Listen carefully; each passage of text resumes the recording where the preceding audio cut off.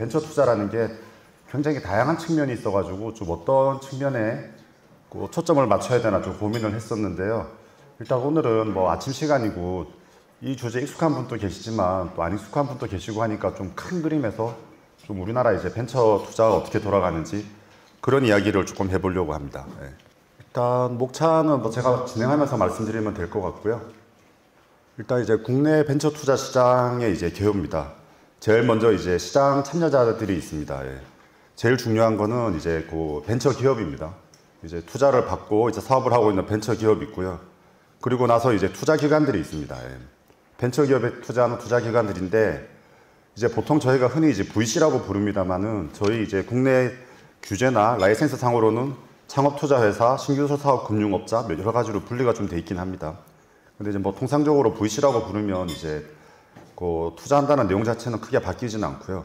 그 다음으로 이제 중요한 참여자가 이제 CVC가 있습니다.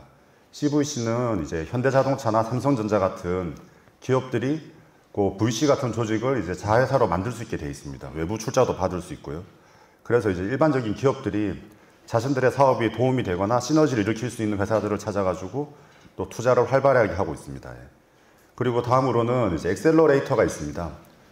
엑셀러레이터 같은 경우에는 저희가 이제 보통 그 창업 기획자라고 이제 우리 규제상 돼 있긴 한데 아주 초기 단계에 벤처 기업에 투자를 해서 요거를 인큐베이팅이라고 합니다. 이제 IR은 어떻게 해야 되는지 또 다른 VC에 소개를 해줘야 되기도 하고 사업 모델을 어떻게 다듬어야 되는지 굉장히 벤처 기업하고 밀접하게 움직이면서 이제 기업을 성장시키는 이런 엑셀러레이터라는 그 기관들이 있습니다.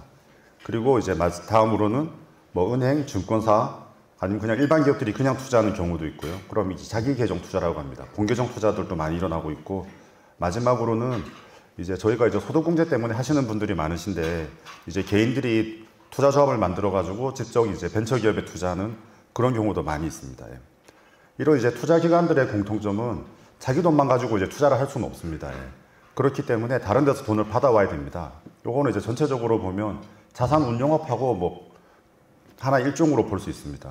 그렇기 때문에 이 투자기관 뒤에는 출자자가 있습니다. 이 투자기관 뒤에 출자자로는 이제 제일 유명한 게 한국벤처투자. 여기 이제 보통 모태펀드라고 부르는 커다란 펀드를 만들어서 1년에 1조 정도씩 이제 그 VC 펀드들을 만드는데 출자를 하고 있습니다. 그리고 성장금융이라는 기관도 있고요. 그리고 연기금, 공제회 같은 장기 투자자들도 이제 출자자로 많이 나서고 있습니다. 그리고 지자체, 뭐 은행, 증권사, 일반 기업들도 당연히 출자자로 많이 나서고요. 그래서 크게 보면 벤처 기업이 있고 투자 기관이 있고 그리고 출자자가 있다. 그래서 순서는 이렇게 됩니다.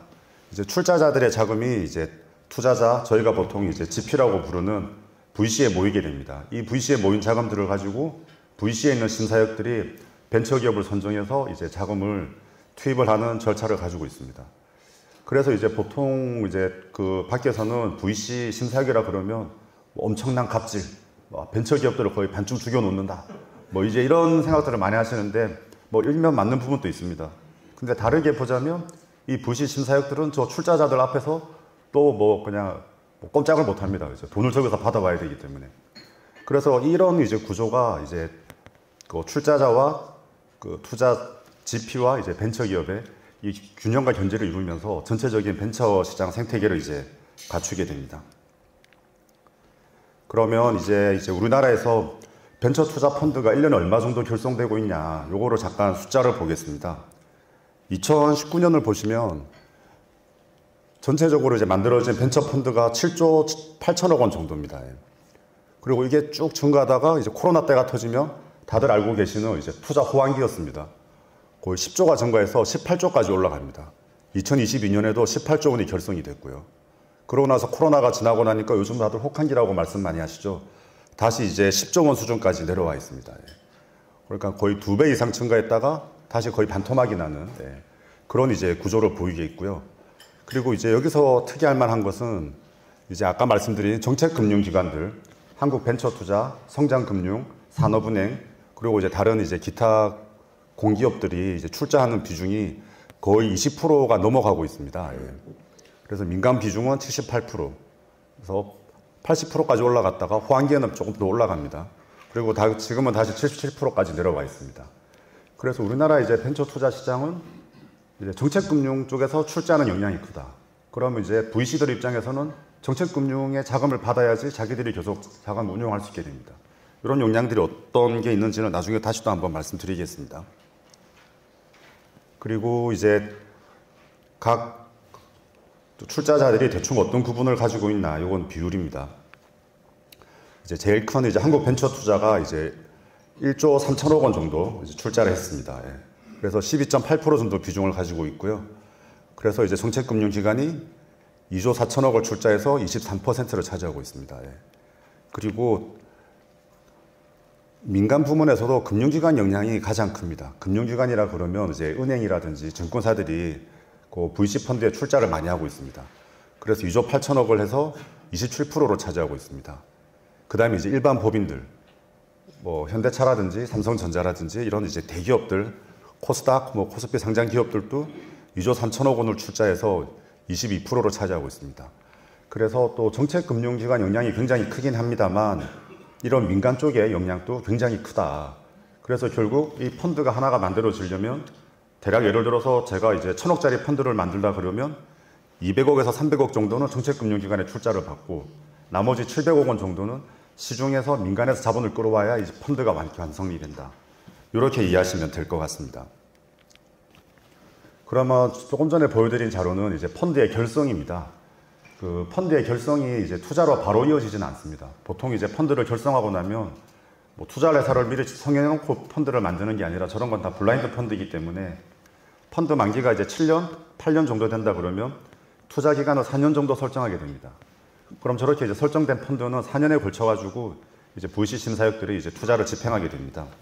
그래서 이것도 추이를 좀 보시면 2019년에 펀드는 7조 8천억 원이 결성이 됐는데 그해 집행된 투자 금액은 7조 5천억 원입니다. 예. 그리고 이제 투자를 받은 기업 수는 3,000개 정도 돼서 기업당 투자 금액은 25억 원 정도. 이렇게 지금 통계가 잡히고 있습니다. 이게 코로나 때는 이제 계속 상승하게 돼서 펀드 결성 금액이 1조 8천억에 가까워지고 이제 투자 금액은 1조 6천억까지 투자가 됩니다. 그리고 투자 받은 기업 수도 늘어나고 건당 투자 금액도 같이 늘어나게 됩니다. 그리고 다시 이제 그 숫자는 다시 줄어들고 있습니다. 예. 그리고 이제 이 숫자에서 조금 여기 하나 말씀드리고 싶은 점은 이런 이제 벤처 투자라는 거는 완전히 이제 사모의 영역에서 일어나고 있는 일입니다. 저희가 거래소에서 주식을 사고 팔고 하면 통계에 다 잡히지만 제가 예를 들어서 오늘 벤처기업에 개인적으로 투자를 했다. 통계에 잡히지 않습니다. 그리고 코스피 상장 기업이 개인적으로 그냥 자기 회사 돈으로 투자를 했다. 통계에 잡히지 않습니다. 그래서 이제 이런 통계들은 대부분 집계 기간마다 차이가 꽤 크고 자산 운용업을 하기 때문에 정부의 이제 규제나 라이센스를 받아야 되는 뭐 창업투자회사라든지 신기사라든지 이런 이제 규제와 라이센스 하에서 활동하고 있는 기관들의 숫자를 이제 모은 걸로 보시면 됩니다. 그래서 숫자가 좀 다들 차이가 나기 때문에 야, 앞에 숫자랑 뒤에 숫자랑 좀 다른데 이렇게 말씀하시면 이건 이제 출처가 달라서 그렇고 집계 방식이 조금 달라서 그렇다. 그렇게 이해해 주시면 될 것 같습니다. 여기 투자 기업 수도 사실 이제 3,000개에서 4,000개로 돼 있으니까 굉장히 많아 보입니다만 이게 이제 다양한 창투사와 신기사와 증권사들이 투자를 하고 있는데 각각 같은 회사인지 다른 회사인지 걸러주는 기관이 없습니다. 통계적으로 처리할 방법도 없고요. 그래서 중복이 많이 잡혀있기 때문에 제가 느끼는 체감상 느낌은 요거의 절반보다는 조금 많고 한 3분의 2 사이쯤 되지 않을까? 약간 그 정도 느낌을 가지고 있습니다. 그래서 대략 한 해에 한 2,000개에서 2,500개 정도 회사가 투자를 받는구나. 요 정도 느낌을 가지고 있습니다. 그래서 이제 말씀드린 걸 잠깐 정리를 드리면 이제 22년 하반기에서 22년 상반기가 정말 화랑기였고 그 이후 이제 계속 회복이 좀 어려운 상황이다. 그리고 이제 VC가 출자자 확보를 하는 게 매우 어려워지고 있습니다. 예. 출자자에서 정책금융이 20% 정도를 차지하고 있는데 정책금융기관들은 시장이 좋든 안 좋든 어쨌든 이제 정책에 따라서 계속 이제 자금을 공급하고 있습니다. 그런데 이제 문제는 이제 민간 쪽에서 자금이 잘 모이지 않는 겁니다. 시장이 안 좋아지고 있으니까. 그리고 이제 긴 통계를 보면 2011년에는 VC가 이제 115개가 있었습니다. 그래서 펀드를 2.2조 정도 만들었어요. 그럼 VC당 191억 원이 뭐 이렇게 기계적으로 나눠지진 않지만 평균을 내면 떨어지는데 2024년이 한 13년 지나고 나니까 VC 수가 383개로 늘어납니다. 그리고 펀드는 5.7조 원으로 펀드도 많이 늘어나지만 VC 하나당 이제 출자 금액은 훨씬 줄어든다. 그래서 지금 VC들 간의 경쟁도 이제 매우 심한 상황입니다. 그리고 이제 다른 통계들을 좀 보자면 국내 이제 벤처기업이라고 한다면 이제 많은 이제 중소기업들이 있습니다만은 그 중에서 부설연구소가 있다라든지 뭐 이노비즈나 혁신기업 인증을 받았다라든지 그래도 어느 정도 기술력도 있고 뭔가를 이제 갖추고 있다고 해야지 이제 벤처기업으로 지정이 될 수 있습니다. 그래서 대략 이제 38,000개 정도 있는 걸로 알려져 있습니다. 그럼 VC는 이제 380개 정도가 있으니까 이제 VC 숫자의 100배가 있습니다. 예. 그리고 이제 이 중에 지금까지 누적을 해서 VC에 투자를 한 번이라도 받은 회사들을 대략 모아보면 한 7,600개 정도 된다고 합니다. 예. 그러면 수십만 개 중소기업 중에 벤처기업이 되는 거는 38,000개, 이 38,000개 중에 투자를 받는 거는 7,700개 정도로 이제 숫자가 나오고 있습니다. 그럼 이 7,700개도 굉장히 많은 숫자로 보입니다만은 사실 이 7,700개 벤처기업의 대부분은 1억, 10억 정도의 투자를 받은 회사들입니다. 예. 저희가 이제 신문에서 흔히 보는 뭐 100억씩, 500억씩 투자를 받는 회사는 정말 극소수입니다. 예. 요 통계는 나중에 다시 또 한 말씀드리겠습니다. 예. 그리고 이제 해외 벤처 투자 시장하고 이제 국내 시장하고 조금 이제 비교를 해보겠습니다. 일단 이제 각 나라별 벤처 투자 금액 동향입니다. 미국이 그냥 압도적입니다. 2019년에도 1,520억 불 투자를 했고요. 이게 계속 증가해서 코로나 때는 3,640억 불까지 증가합니다. 이 다른 나라들하고 숫자를 비교해 보시면 중국이 지금 2위라고 하지만 그래도 거의 뭐 4배 이상 차이가 나는 숫자를 보이고 있습니다.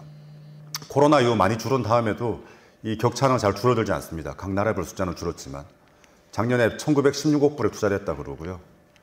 그리고 이 순서를 보시면 이제 중국이 압도적인 2위입니다. 중국의 이제 뭐 경제 규모라든지 그 뭐 인구 숫자나 이런 것들의 결과인 것 같고요.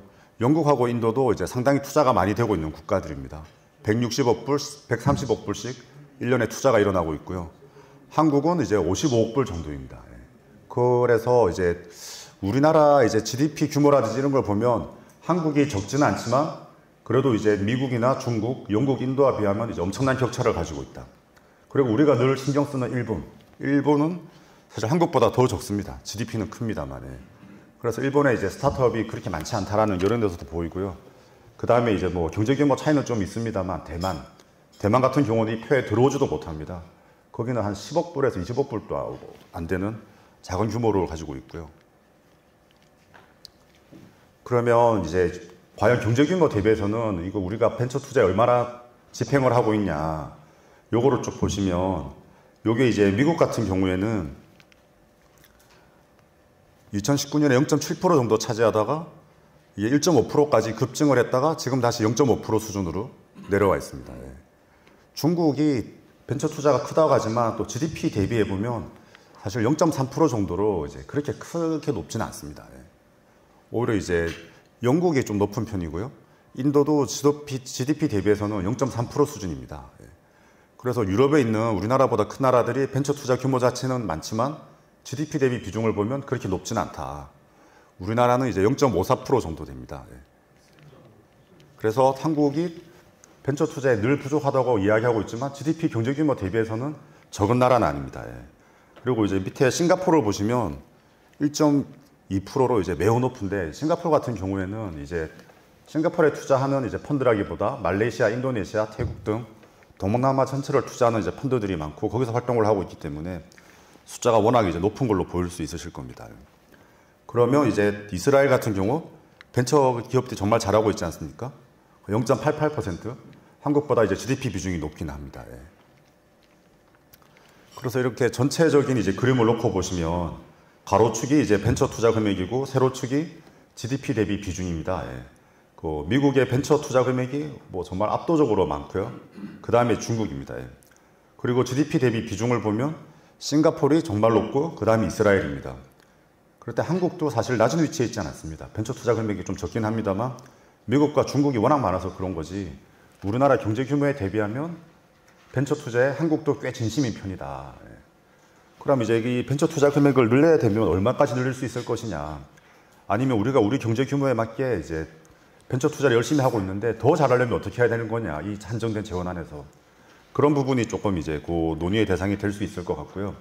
각 나라들의 건당 투자 금액도 참고로 말씀드리면 그 이것도 생각하시고 있는 결과 그대로입니다. 예.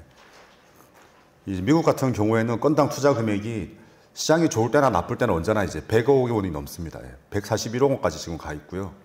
유럽 같은 경우에도 이제 유럽에 있는 나라를 전체 통계를 내보면 한 70억 원 정도 나온다고 합니다. 근데 우리나라는 아까 잠깐 말씀드렸지만 27억 원 정도. 그래서 우리나라의 벤처 투자 자체는 이제 GDP 대비해서 적은 비중이 아닌데 건당 투자 금액은 좀 작은 편이다. 그래서 이 부분도 이제 고민의 지점이 됩니다. 건당 투자 금액이 작다 보니까 자금이 많이 필요한 벤처 기업들은 사업을 이제 진행하기가 이제 어려워지게 됩니다. 이것도 좀 말씀을 좀 계속 좀 드려야 될 것 같고요. 그래서 조금 정리를 해보자면 미국은 글로벌 벤처 투자 시장에서 정말 독보적이다. 중국도 이제 압도적 2위이다. 그리고 뭐 거의 대부분 나라에서 벤처 투자는 2021년 수준에 아직 미치지 못하고 있다. 다만 이제 바닥을 치고 회복한 국가도 있고 아직도 내려오고 있는 국가도 있고 그런 특징이 있고요.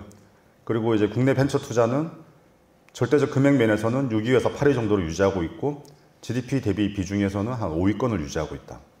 그리고 국내는 벤처 투자 건당 금액이 작다. 이렇게 이제 보시면 될 것 같습니다. 그리고 이제 최근에 본 통계 자료 중에 제가 저희 이제 벤처 투자하고 굉장히 유사하다고 본 자료가 각 국가별 연구개발비 그 통계를 OECD가 이제 내놓은 게 있습니다. 이 자료가 정부 연구자금, 대학들의 연구자금, 민간 기업들 연구자금을 다 합한 그 국가가 이제 R&D에 얼마나 쓰고 있냐, 그거를 나타내는 표인데요. 이거를 보시면 미국 같은 경우에도 이제 R&D 비용 금액이 뭐 어마어마합니다. 8,060억 불을 1년에 씁니다. 그 다음에 중국이 이제 어마어마합니다. 4,330억 불을 쓰고요. 반 정도 되죠. 그럼 한국은 적지 않습니다. 글로벌에서 5위 정도로 870억 불을 이제 R&D 비용에 쓰고 있습니다. 이게 이제 벤처 투자보다 훨씬 높을 수밖에 없는 게 여기 R&D 비용에 삼성전자나 현대차나 이제 온갖 대기업들의 R&D 비용이 다 들어가 있으니까 숫자가 매우 높습니다. 그리고 GDP 대비 비중을 보면 한국의 R&D 비용 GDP 대비 비중은 5%가 넘어섭니다. 저희가 정말 R&D에 진심인 나라입니다. 여기 육박하는 데는 이스라엘밖에 없습니다. 5.5% 투자를 하고 있어요. 그럼 이렇게 우리나라가 R&D에 진심으로 많이 돈을 쓰고 있는데 우리 경제 규모에 비해서도 압도적으로 투자를 하는데 한국의 R&D는 과연 세계적이냐. 여기에 대해서도 많은 사람들이 좀 의구심을 가지고 있지 않습니까? 그래서 이게 이제 숫자들을 보다 보면 뭐 제가 느끼기엔 이렇습니다. 벤처 투자를 더 많이 하고 R&D를 더 많이 하면 성과가 더 나긴 하겠죠. 그런데 우리나라 경제 규모에서 과연 얼마나 더 할 수 있을까? 이 GDP에서 얼마나 더 높은 비중을 차지할 수 있을까? 그럼 한정된 재원 안에서는 어떻게 움직여야 되냐? 그런 고민이 좀 많이 필요하지 않을까? 좀 그런 생각이 들긴 합니다. 다음은 이제 국내 벤처 투자에 대해서 조금 이제 더 말씀을 드려보겠습니다. 일단 이제 국내 벤처 투자에 대해서 이야기를 하려면 제가 이제 보통 강조를 많이 하는 게 코스닥 상장할 때 그 기업의 시가총액이 얼마냐, 그거를 강조를 많이 합니다. 이 VC들이 이제 벤처기업에 투자를 하고 나면 엑시트를 해야 됩니다. 엑시트를 하는 방법이 대부분 이제 코스닥 상장이 이제 가장 흔한 방법입니다. 우리나라는 M&A나 뭐 상장 안 된 주식을 누가 사주거나 이런 경우가 잘 없기 때문에. 그럼 이걸 과거 통계를 쭉 보시면 코스닥에 상장하는 기업은 한 해 한 100개 정도 됩니다. 옛날에는 조금 적었죠. 조금 뭐 늘긴 했습니다. 그리고 코로나 때 좀 많이 늘었고요. 그리고 이게 상장 첫날의 시가총액들입니다. 상장 첫날에 평균적으로 얼마나 시가총액을 인정받았냐. 2018년에 1135억 원입니다. 이게 이제 코로나 때 올라가기 시작합니다. 1670억까지 올라가요. 1700억까지도 올라가고. 그러니까 코로나 때 주식시장이 화랑을 일으키면서 상장하는 첫날 시가총액이 높아지게 됩니다. 이러면 VC들이 자기가 가지고 있던 포트 기업들을 이제 코스닥에 상장하면서 더 비싸게 이제 팔 수 있게 됩니다. 이때가 바로 이제 전 세계적으로 이제 주식 붐이 일어나면서 벤처 투자도 이제 화랑이 오는 이유라고 보고 있습니다. 그리고 다시 또 내려옵니다. 요즘 뭐 공모 시장 안 좋다는 이야기는 워낙 많이 나오고 있고요. 그래서 다시 1246억까지 내려온다. 이게 이제 물론 평균이기 때문에 100개 기업의 평균이면 어떤 기업은 5천억, 6천억에 상장이 될 거고 어떤 기업은 또 500억, 600억 원에 상장이 됩니다.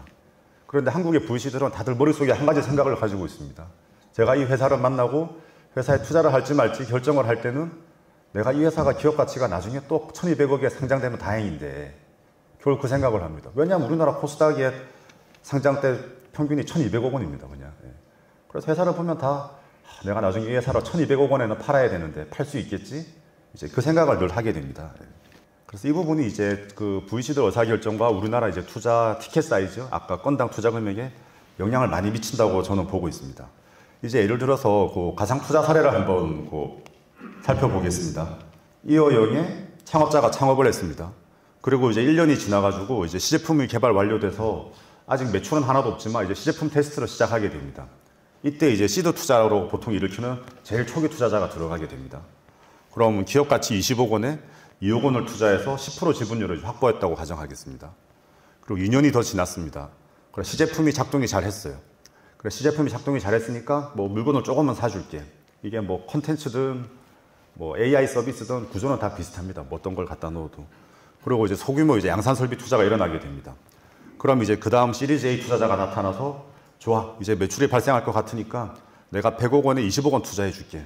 그래서 이분은 이제 지분율 20%를 확보하게 됩니다. 그럼 이제 거래처가 확대되고 이제 매출 증가가 지속되고 하면 이제 그 다음 라운드가 진행되게 됩니다. 그래서 이제 기업 가치가 400억, 800억으로 오르고 이제 이어 9 이제 한 마지막 시리즈 C 투자 받고 2년 뒤에 1,200억 원 정도 코스닥 평균으로 이제 상장을 한다고 가정해 보겠습니다. 이게 이제 그 움직이게 되는 현금 흐름인데요. 뭐 숫자는 복잡해서 나중에 따로 요약해서 설명드리겠습니다만 창업할 때 창업자가 5,000원의 가격으로 이제 9,000주를 이제 자본으로 넣습니다. 그러면 이제 기업 가치는 4,500만 원인 겁니다. 예.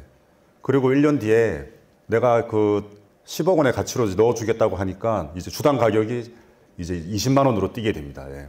그리고 기업 가치가 20억 원이 되고 2억 원 투자를 받게 됩니다. 예. 그리고 그 다음에 기업 가치 3년째 100억 원의 가치에 20억 원 투자를 받습니다. 예. 이런 식으로 하면 창업자 같은 경우에는 100% 지분율이 마지막에 상장 때가 되면 36.86%가 됩니다. 예. 그리고 시드 투자자는 이어 원에 10% 지분율을 가지고 있던 것이 마지막에 4.1%가 되게 됩니다. 이런 식으로 각각 라운드별 투자자들은 지분율이 떨어지고 대신에 이제 기업 가치가 계속 올라가게 되는 거죠. 그래서 이제 5,000원이던 이제 주식 가격은 마지막 상장하는 시점에는 1,200억 원 가치를 인정받을 때는 490만 원의 이제 주식수가 되게 됩니다.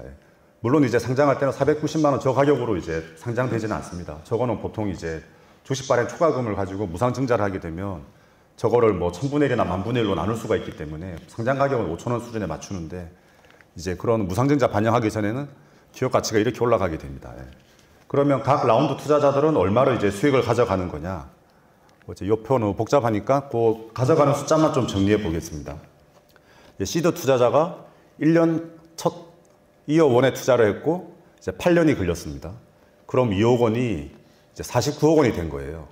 그러면 수익은 47억 원이 생기고 저희가 이제 보통 수익률이라고 따진 IRR은 49%가 나옵니다. 그리고 시리즈 A 투자자는 이어 3에 투자해서 6년 후에 20억을 123억을 만들게 됩니다. 그럼 100억의 수익이 생기고 IRR은 35%가 됩니다. 이렇게 쭉 놓고 보면 그 마지막 시리즈 C 투자자는 2년 동안 기다려서 160억이 190억이 됩니다. 그래서 32억 원을 수익을 확보하는데 이제 수익률은 이제 10% 정도밖에 안 나오게 됩니다. 이게 이제 1,200억 원의 코스닥에서 엑시트한다고 가정을 했을 때 우리나라 VC들이 직면하게 되는 이제 수익률 구조입니다. 그럼 이 숫자를 딱 보더라도 혹시 어느 라운드에 투자하는 게 제일 유리해 보이실까요? 시리즈 A지 않습니까? 수익도 가장 크고 IRR도 나쁘지 않습니다. 시리즈 C 투자를 하게 되면 내가 이게 될지도 안 될지도 모르는데 예상되는 수익률은 10%밖에 안 돼.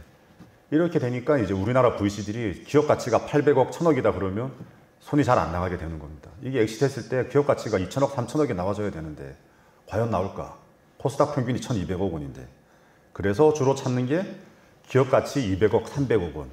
그리고 내가 시리즈 A 투자 가서 한 5년, 6년 기다리면 IRR 35% 정도로 이제 엑시트 할 수 있는 수익도 한 100억 정도 나고 이제 이런 회사들을 이제 찾게 되는 겁니다. 그럼 또 이 IRR을 놓고 보면 그 다른 생각이 드는 게 이게 지금 성공을 했을 때 이제 시드 투자자의 IRR이 50% 정도 되지 않습니까? 그럼 이거는 또 다르게 보자면 내가 시드 투자자라 그러면 5번을 투자했는데 한 번만 성공하면 IRR이 10%로 빠지는 겁니다. 나머지는 그냥 제로가 된다고 보면. 그럼 시드 투자자라는 거는 대부분 서류 몇 장 보고 아무것도 없는 회사에 투자를 해야 되는데 이제 어떤 성관을 가지고 있어가지고 이 5번에 한 번의 성공률을 만들어낼 수 있느냐. 그게 이제 그 숙제가 되는 겁니다. 그래서 대부분 이제 그 VC들의 이제 업무에 대해서 잘 되는 거 하나만 나오면 되는 거 아니냐, 이제 그런 이야기를 많이 하시는데, 이거 이제 확률적으로 보면 엄청난 이제 그 어려운 확률에 직면되어 있습니다. 시드 투자자라면 5번에 한 번은 성공시키는 회사를 찾아내야 됩니다. 그리고 시리즈 A 투자자라 그러면 3번에 한 번은 성공시켜야지 2자릿수 수익률을 유지할 수 있습니다. 시리즈 B 같은 경우에는 2번에 한 번은 성공해도 10% 수익률을 유지할 수 없게 됩니다. 그래서 사실 이제 VC들의 그 성공 확률은 뭐 10번에 한 번 성공이 아니라 매우 높은 확률로 성공을 해야 된다. 그렇게 이제 말씀드리고 싶고요. 그래서 정말 성공할 것 같은 회사, 정말 잘 될 것 같은 회사를 길을 쓰고 이제 찾아다니고 있게 됩니다.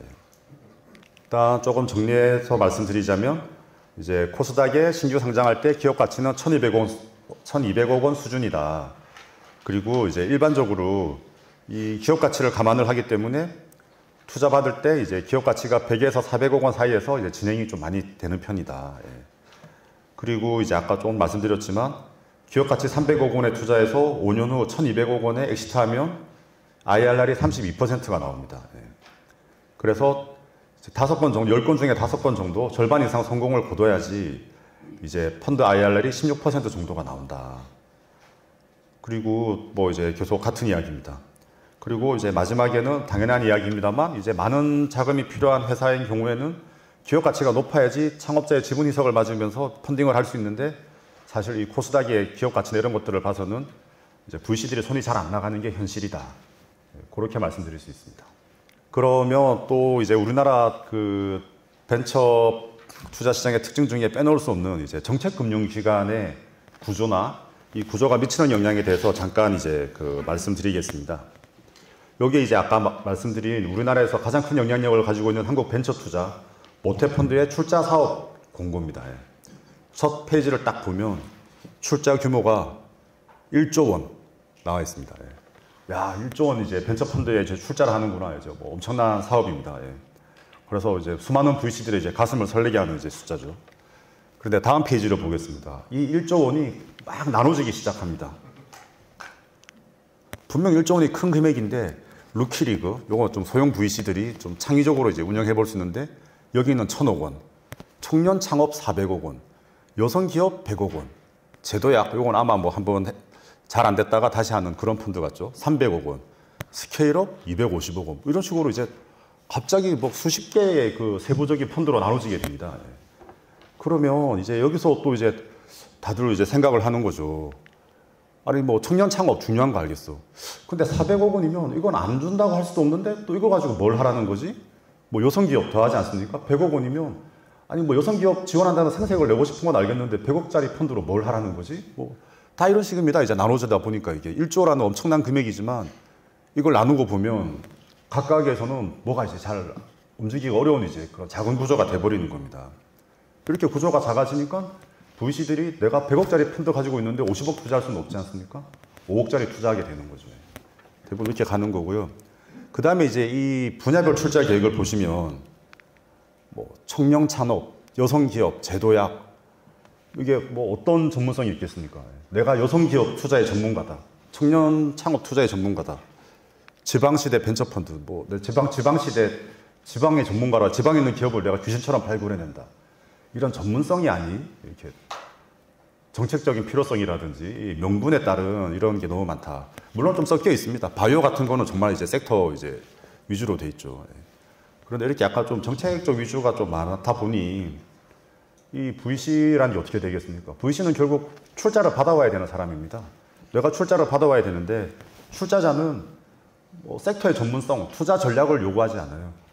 여성 기업, 청년 창업, 뭐 지방 시대 뭐 이런 거를 가지고 이제 지금 나눠주고 있으니까 이게 이제 다 제너럴리스트로 이제 점점 이제 갈 수밖에 없습니다. 이 출자라는 과정을 좀 생각해 본다면. 요거 이제 뭐 기업 승계 M&A 이제 다른 펀드 종류들이고요.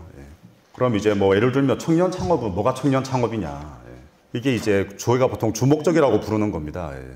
그 다음 조건을 충족하는 중소기업에 60% 이상을 투자해라. 만약 이제 100억짜리 펀드를 만든다면 60억 원은 이 조건을 만족해야 됩니다. 대표이사가 만 39세 이하 혹은 만 39세 이하 임직원 비중이 50% 이상인 경우. 별로 전문적인 느낌은 안 들지 않습니까? 이제 이런 회사를 골라내는 능력이라는 게. 예. 그리고 또 이제 여기 또 있습니다. 이제 이 중에서 이제 서울, 인천, 경기도 이외에 있는 기업에 또 한 20% 이상은 투자해야 된다. 예. 창업 초기도 이제 뭐 그렇습니다. 예. 업력 3년 이내 기업, 창업 기업으로 매출액이 20억 원을 초과하지 않는데 60% 이상을 투자해라. 이게 이제 주목적 투자가 되는 겁니다. 예. 그럼 내가 가지고 있는 펀드 60% 이상은 이제 저런 기업에만 투자를 해야 되니까 이제 또 저런 기업을 찾아서 헤매게 됩니다. 예. 이런 게 이제 그 정책금융기관 출자의 좀 특징입니다. 예. 그리고 이제 그 GP, VC에게 제일 중요한 이제 관리 보수입니다. 요거는 그냥 뭐 참고입니다만 이제 이게 어쨌든 이제 경쟁이 일어나기 때문에 이제 300억 원 이하인 펀드에는 2.5% 이하를 제시해라. 600억 원 초과하는 좀 큰 포인트인 경우에는 이제 2.1% 이하를 제시해라. 이제 VC 펀드들의 이제 관리 보수가 보통 이제 한 1.5%에서 2% 사이로 알려져 있습니다. 그럼 이제 이 부분이 이제 그 VC 입장에서 너무 중요한 부분인데 제가 만약 100억짜리 펀드를 가지고 있어요. 그리고 관리 보수가 2%라 그러면 이 펀드에서 1년에 2억 원씩 내가 이제 관리 보수를 받게 됩니다. 그럼 이 2억 원을 가지고 사무실도 유지해야 되고 직원 월급도 줘야 되고 이제 그러기가 어려워집니다. 근데 예를 들어서 내가 1000억짜리 펀드를 가지고 있다. 그리고 관리 보수를 2%를 받으면 매년 20억 원을 이제 수입으로 받게 됩니다. 그럼 20억 원이면 직원도 고용하고 사무실도 쓰고 이제 사무실이 움직이게 되는 거죠. 예. 그러면 이거 이제 생각을 좀 확대를 해보자면 결국은 자산운용업은 AUM, 자기가 얼마를 자산을 가지고 있고 거기서 나오는 관리 보수가 이제 기본적인 이제 운영 비용이 됩니다. 예. 물론 성공했을 때 받는 성공 보수는 이제 나중에 따로 이제 그거 챙기는 거지만 어쨌든 사무실이 이 펀드 투자 기간하고 운용 기간이 끝나는 7, 8년간 유지가 돼야 되니까 그러면 AUM이 클수록 이제 사무실을 유지하고 직원들을 고용해서 움직이기가 유리한 겁니다. 1000억짜리 펀드를 가지고 있으면 1년에 20억 원이니까 괜찮죠. 1조짜리 펀드를 가지고 있으면 1년에 200억 원이 됩니다. 예. 사무실도 멋진데 할 수 있고 직원도 많이 뽑을 수 있죠. 예. 근데 이제 엑셀러레이터 같으면 아까 말씀드렸지만 보통 투자할 때 1억에서 2억 원을 투자하게 됩니다. 그럼 이분들은 보통 50억 원에서 100억 원 정도의 자금을 가지고 움직이게 되는데 이 자금으로는 이제 사무실 운영이나 직원 운영이 이제 불가능하게 됩니다. 예. 그래서 우리나라가 이제 늘 엑셀러레이터가 부족하다라는 이야기를 많이 하는데 이 AUM에서 나오는 관리보수 수수료를 보면 사실 엑셀러레이터라는 직업은 우리나라에서는 수지 타산이 안 맞는 직업입니다. 예. 초기 투자에서 잭팟을 노려야 되는데 그 잭팟이 터지는 7년에서 9년간 뭐 운영할 방법이 없습니다. 이제 자산운용업 형태로는. 그래서 대부분 이제 한번 성공하신 이제 창업가들이나 한번 엑시트한 창업가들이 이제 이렇게 엑셀러레이터 역할을 하시는 경우가 많은데 사실 수익을 따져보면 저는 뭐 그분들은 그냥 재능 기부하고 있다고 생각하고 있습니다. 예. 그리고 이제 기준 수익률이라고 이제 보통 부르는데 이제 펀드의 수익률이 일정 부분 이상을 넘어가게 되면 이제 초과하는 수익의 20% 정도는 이제 GP에게 나눠주게 됩니다. 이 부분이 이제 VC들이 이제 그 초과 수익을 내기 위해서 이제 열심히 노력하는 이유입니다. 여기 이번에 모태 펀드에는 보통 이제 5% 이상으로 이제 돼 있는데 좀 투자하기 어려운 펀드들은 이제 3%까지 이제 낮춰준 겁니다. 예. 그럼 이제 이거를 보면 이제 또 VC들도 이제 엄청나게 이제 또 고민을 하게 됩니다. 예. 그냥 딱 보더라도 내가 투자를 하기도 쉽고 투자에서 성과를 내기도 쉬운 거는 스케일업, 중전도약 이런 펀드는 왠지 이제 좀 투자하기가 쉬워 보입니다. 대상도 많을 것 같고. 예. 그런데 이제 또 온 대한민국이 잘 나간다는 VC는 이제 여기 또 다 모이게 됩니다. 예. 스케일업입니다. 중전도약에. 근데 이제 지방시대 벤처펀드, 뭐 여성기업 이런 것들이 있는데 이런 것들은 아 이거 뭐 대상 기업을 어떻게 찾지? 특히 이제 지방시대 벤처펀드 가면 나중에 또 자펀드를 만들어서 그 지방시대 펀드들도 충북, 대전 인기 아주 좋습니다. 거기는 투자할 곳이 많거든요. 그다음에 뭐 부산, 영남, 대구 거기도 나쁘지 않습니다. 거기도 기업들이 많거든요. 그런데 전남, 전북, 충북 뭐 이런 데가 걸리면 또 이제 머리를 싸매는 겁니다. 이제 투자할 데가 너무 없거든요. 그쪽에 기업들이 없다 보니까. 그런데 제가 지금 너무 펀드가 없어가지고 뭔가 펀드가 있어야 된다. 네. 그러면 또 이제 그런 데들은 지방시대 벤처펀드 이런 데도 또 몰리게 되는 겁니다. 이제 정말 눈치 싸움이 장난이 아닙니다. 이런 이제 출자 사업이 뜨게 되면. 그래서 내가 수익률에 자신 있고 경쟁해 보겠다 그러면 경쟁률 센 펀드, 스케일업 이런 데들 좀 경쟁을 피하겠다 그러면 지방시대 펀드 이런 식으로 좀 가게 되는 거고요. 이제 그러면 출자자는 뭘 보고 이제 이거 심사를 하냐? 제일 첫 번째 나오는 게 조기 결성 능력이 나옵니다. 예. 되게 이상하지 않습니까? 조기 결성 능력이 뭐지? 이제 모태펀드도 그렇고 저희도 그렇고 보통 출자를 하면 이제 펀드의 목표 규모가 1,000억이라 그러면 1,000억을 다 주는 게 아닙니다. 예.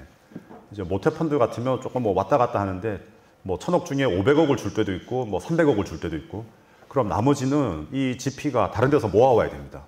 나머지라 그러면 뭐 민간 영역들이죠. 아니면 뭐 다른 정책금융기관에 펀드를 같이 또 받아와가지고 같이 매칭을 시키거나, 결국은 이제 그 다른 데 돈을 모아와야지 이 펀드가 꾸려지고 이제 움직일 수 있게 됩니다. 그러니까 제일 첫 번째로 들어가는 게 펀드를 빨리 만들어라. 이게 지금 제일 첫 번째로 들어가 있습니다. 이게 이제 정책금융기관 입장에서는 제가 올해 1조 원 이제 펀드를 만들어서 이제 지원을 하겠습니다라는 정책금융의 목표를 발표하고 업무 계획을 발표했는데 GP에게 약속을 해줬는데 GP가 돈을 못 모아.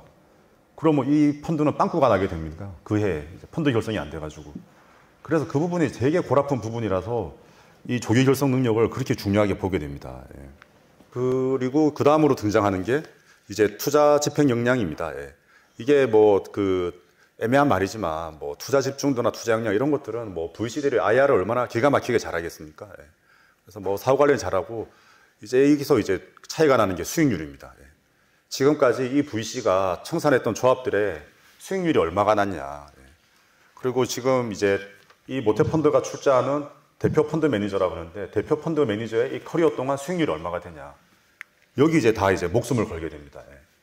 이게 이제 어느 정도냐 그러면 제가 예를 들어서 펀드 매니저고 제가 펀드를 가지고 있는데 이 펀드가 잘 안 됐어요. 예. 그래서 제가 뭐 IRR이 펀드 IRR이 뭐 3%, 5% 이런 식으로 형편없이 나왔어요. 그러면 이제 모태펀드나 이런 출자 사업에 이제 낄 수가 없게 됩니다. 예. 이 수익률을 가지고는 이제 경쟁을 계속해야 되는 다른 VC들하고. 그래서 이제 성과가 좋고 IRR이 높은 이제 VC들이 점점 자금이 몰리게 되는 이런 양극화 현상이 나타나게 됩니다. 그리고 VC 심사역들은 내 수익률을 내가 들고 있으면 저는 어디든 이직할 수가 있습니다. 내가 뭐 한국투자파트너스에 있든 아니면 KB인베스트먼트에 있든 내 수익률을 들고 내가 옮기는 거기 때문에 다른 데 가서도 나는 모태펀드 출자를 받을 수 있거든요. 이 수익률이 찍혀 있으면. 그러니까 이 VC 심사역들은 이 수익률에 목숨 거는, 뭐 이건 어디나 마찬가지입니다. 자산운용업이기 때문에. 그래서 이제 그런 문화가 만들어지게 됩니다. 참고로 2차 심의평가도 보면 또 제일 먼저 나옵니다. 펀드 결성 능력. 너희들 내가 출자해줬는데 펀드 결성 못해가지고 이거 펀드가 출범 못하면 이거 우리나라 업무 계획에 나 지장 있어. 너희들 무슨 수로 써서라도 펀드 결성할 수 있다는 걸 보여야 돼. 그럼 이 펀드 결성 능력은 뭐를 의미하느냐? 결국은 다른 이제 은행이나 증권사나 일반 기업에 가서 출자 약정서를 이제 제출하면 이제 펀드 결성 능력이 아주 높은 점수를 받게 되는 거죠. 그래서 이제 이 VC들이 LP들, 출자자들을 만나면 어떻게든 이렇게 출자 약정을 받기 위해서 뭐 온갖 뭐 굳은 일도 마다하지 않는 게 사실 이 펀드 결성이라는 게 정책적으로도 그렇고 이런 데 선정이 되기 위해서는 이제 워낙 이제 펀드 결성 능력이 이제 중요해지게 됩니다. 그래서 조금 정리해 드리면 이제 M&A가 비활성화되어 있고 세컨더리 마켓이 잘 없다 보니 코스닥 상장 외에는 엑시트 방법이 많지 않다. 그래서 매년 한 2,000여 개 기업에 이제 투자 유치에 성공하나 상장은 사실 100여 개 정도다. 20개 중에 1개입니다. 그리고 이제 VC 투자 없이 상장하는 것도 한 30%에서 40% 정도 됩니다. 그래서 이 VC의 회수라는 게 정말 어려운 이야기다.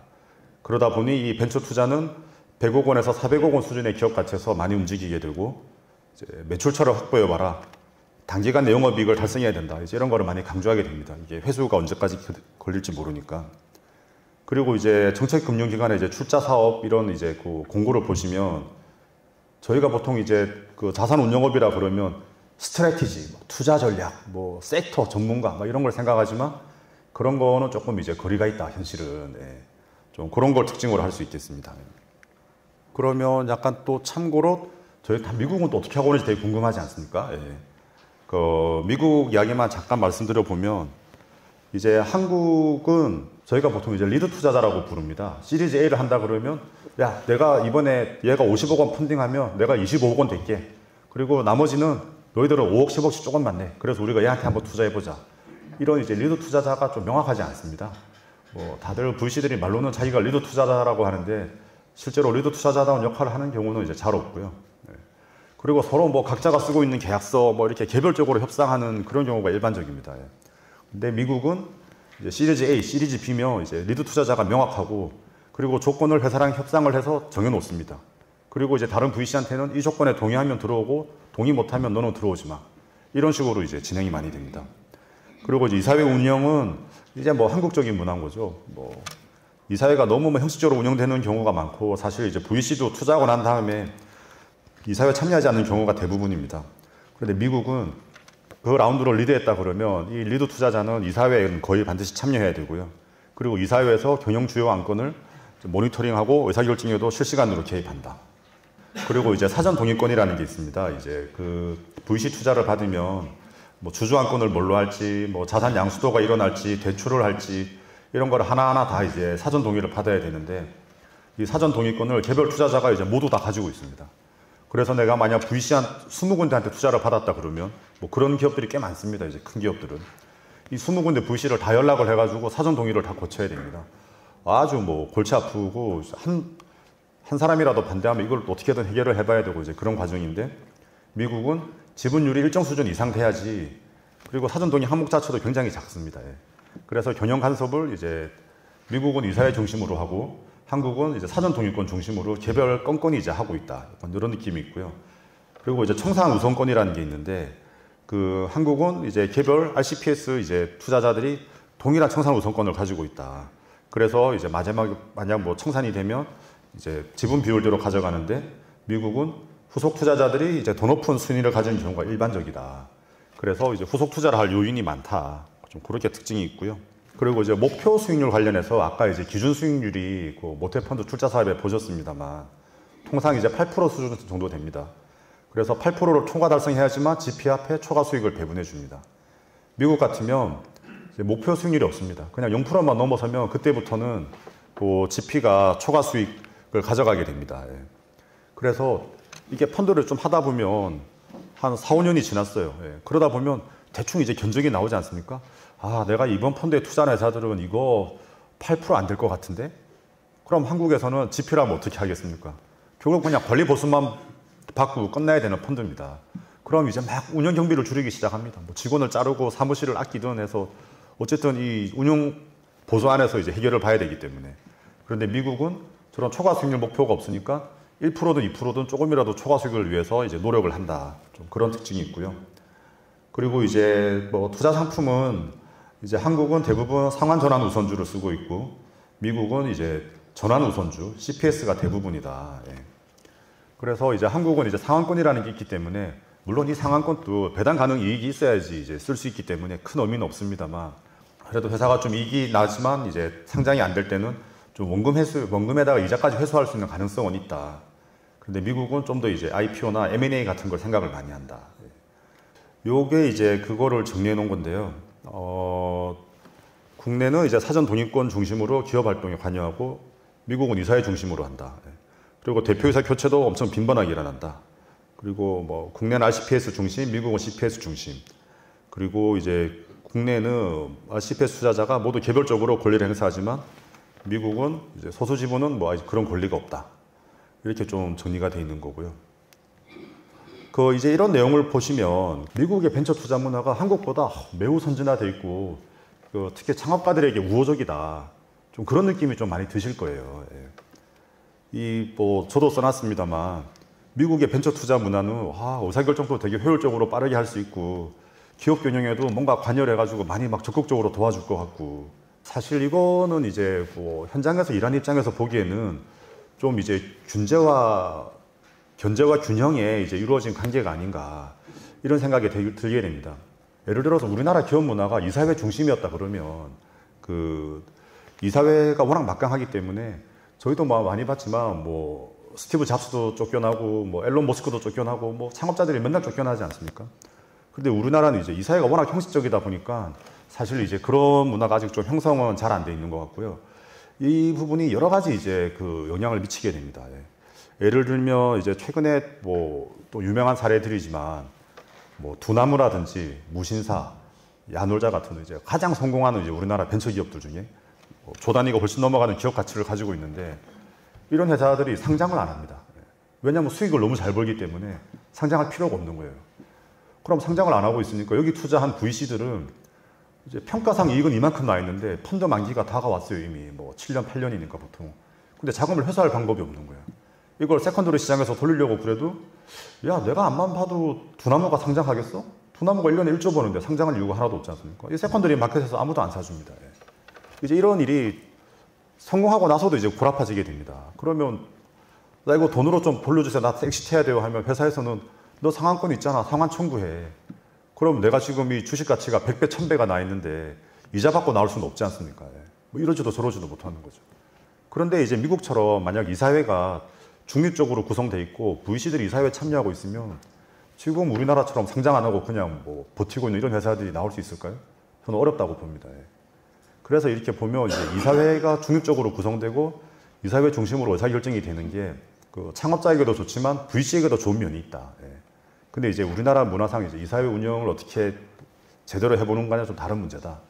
그리고 또 이제 다른 측면을 보자면 지금 또 이제 흔하게 생기는 경우지만 VC들은 뭐 10군데, 20군데가 하나의 회사에 들어가 있지 않습니까?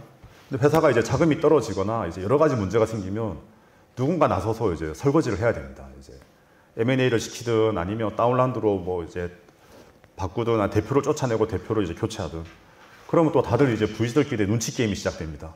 아, 나는 지금 내 손으로 하려니까 내가 바빠서 못하겠고 대표랑 싸우기도 싫고 욕먹기도 싫고 누구 좀 뭐 지분 높은 VC 중에 한 명이 나서가지고 좀 소매 걷어붙이고 이제 해줄 사람 없을까? 다들 이제 눈치 게임인 거죠. 예. 다들 고만고만한 지분을 가지고 있는 이제 VC들끼리 앉아 있으면. 예.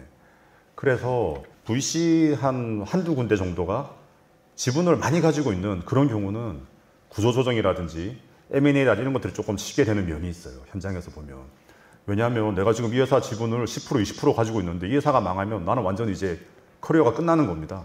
그럼 뭐 앞뒤 안 가립니다. 그냥 뭐 이사회 가가지고 대표를 쫓아내든지 M&A를 시키든지 추가 자금을 더 넣든지 정말 커리어를 걸고 일하게 됩니다. 그런데 이제 그런 경우가 아니라 VC들이 한 뭐 10군데, 20군데 모여가지고 지분율이 다들 뭐 2%, 3% 정도로 고만고만하다.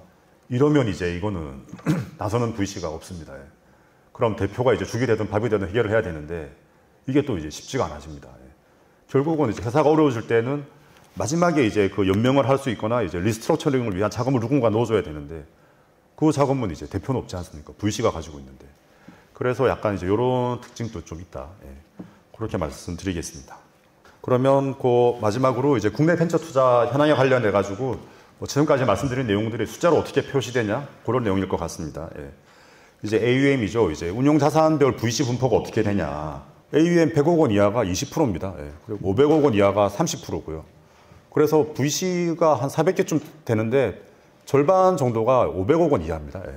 전체 AUM이 500억 원 이하니까 이 중에 이미 투자한 거로 빼고 나면 이제 앞으로 투자할 수 있는 거는 사실 이제 그렇게 많지 않을 수 있는 거죠. 1조 원을 초과해가지고 좀 이제 크다고 할 수 있는 이제 VC는 14개. 예. 대한민국에 14개 있습니다. 이제 이 정도가 이제 우리나라 VC들의 규모이고요. 뭐 미국처럼 뭐 뉴스 많이 보시겠지만 뭐 1조로 투자를 받고 몇천억 투자 받고 이런 경우가 이제 한국 자본이나 VC 구조상은 매우 어렵다. 그리고 요거는 이제 AUM은 기존에 투자한 거를 포함한 전체 자산이고 요건 이제 투자 여력입니다. 내가 아직 투자 안 하고 가지고 있는 캐시로 가지고 있는 이 중에 이제 투자 여력은 얼마나 되냐. 투자 여력 없는 곳이 17%입니다. 예. 그리고 50억 원 이하가 24%고요. 예. 그러니까 이 지금 뭐 50.1%가 투자 여력이 100억 원이 안 됩니다. 예. 내가 지금 가지고 있는 캐시가 100억 원이면 내가 지금 투자하는 입장에서는 10억 원 투자할 때도 망설이게 됩니다. 이거를 지금 내가 지금 100억 원이 가진 게 단데 10억 원 투자하고 나면 10분의 1이지 않습니까? 그럼 더 뭐 티켓 사이즈 작은 거, 더 기업 가치 낮은 회사 이런 걸 좀 찾게 되고요. 500억 원 초과하는 곳이 58군데, 예, 17% 정도 됩니다. 이 정도 되면 이제 한 2, 30억 원 정도씩 이제 투자하는 이제 티켓 사이즈가 나오게 됩니다. 그러면 이제 신규 투자를 이제 얼마나 했냐. 이게 2023년에 이제 신규 투자한 통계 자료입니다. 예. 한 해 전체를 통틀어서 10억 원 밑으로 투자한 VC가 38%입니다. 예. 너무 많지 않습니까? 예. 그리고 20%는 50억 원 이하입니다. 예. VC들이 뭐 투자를 막 하는 것 같은데 사실 대부분은 뭐 50억 원 이하 그냥 한 해 투자를 하고 있는 겁니다. 이렇게 모여서 어떻게 우리가 10조 투자하는 게 나오지? 뭐 이렇게 나오는데 그만큼 또 VC 숫자가 많은 겁니다. 예. 그리고 600억 원 초과해가지고 이제 투자하는 VC는 5.5%다. 24군데다. 정말 좀 이제 큰 자금이 필요하면 이제 이런 이제 소수의 이제 그 VC들을 찾아가야 됩니다. 예. 그리고 이게 투자 유치 기업의 이제 금액 분포도 비슷합니다. 예. 2,200개 회사가 투자를 받았지만 사실 이제 52%는 10억 원 이하입니다. 예. 10억 원 이하로 사실 사업을 해서 이제 얼마나 큰 사업을 할 수 있을까요? 예. 이게 이제 그 한국의 현실입니다. 그리고 이제 그 제일 마지막으로 이제 벤처펀드 수익률을 조금 말씀드리겠습니다. 예. 이게 이제 2014년에 청산됐다 그러면 이제 한 보통 8, 9년 전에 만들어진 펀드일 겁니다. 그 청산을 해보고 나니 수익률이 5.5%가 나왔습니다. 그리고 15년에 청산된 거는 7.7%가 나왔고요. 그래서 숫자를 쭉 보시면 2020년도가 청산 수익률이 가장 높습니다. 최근 10년간은 12.5%가 나왔어요. 그리고 지금 2023년 5.8%까지 떨어졌고, 이게 이제 원금 손실 위험이 있는 상품입니다. 당연히 손실이 날 수 있죠.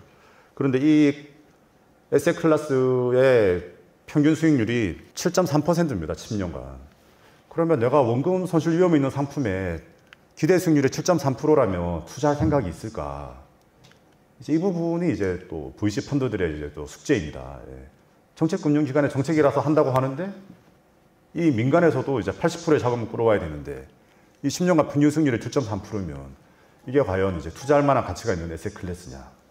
그래서 이런 부분이 좀 VC 펀드들이 좀 많이 고민해 봐야 되고, 이 수익률을 높이기 위해서는 어떻게 해야 될지 그런 게 이제 그 고민이 될 것 같습니다.